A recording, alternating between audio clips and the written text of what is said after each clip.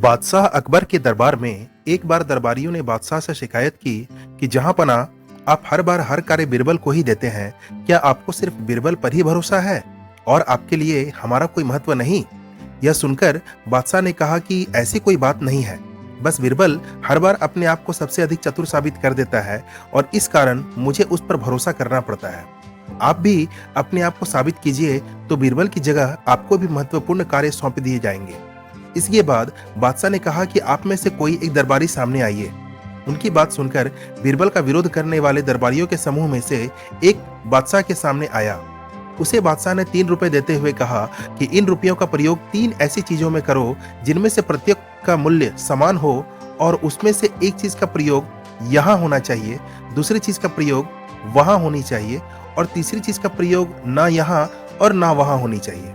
3 रुपए लेकर वह दरबारी बाहर निकला और विभिन्न दुकानदारों के पास जाकर ऐसी 3 चीजों की मांग की।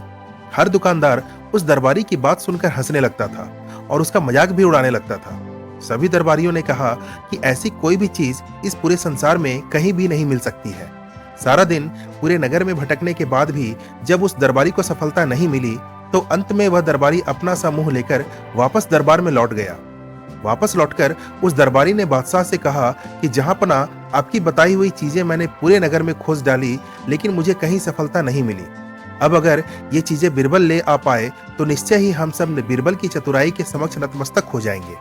यह सुनकर बादशाह ने बीरबल को बुलाया और पूछा कि क्या तुम ये 3 चीजें ला सकते हो?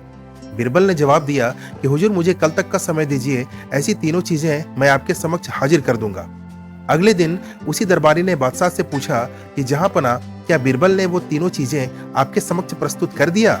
यह सुनते ही बीरबल ने जवाब दिया कि बादशाह मैंने आपके दिए हुए पहले रुपए से कुछ मिठाई खरीदी है जो यहाँ सभी दरबारी खा सकते हैं। दूसरे रुपए को मैंने एक भिखारी को दे दिया जो उसके द्वारा सीधा वहां ईश्वर के पास पहुंच गया और आपके दिए तीसरे रुपए से मैंने जुआ खेला और हार गया जिससे वो रुपया ना यहाँ काम आया और ना वहां।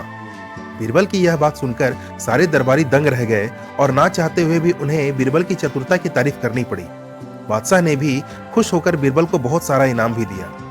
दोस्तों, अकबर बीरबल की यह मजेदार कहानी सुनकर अगर आपको अच्छा लगा हो तो इस वीडियो को लाइक करना और चैनल को सब्सक्राइब करना बिल्कुल ना भूलें। धन्यवाद।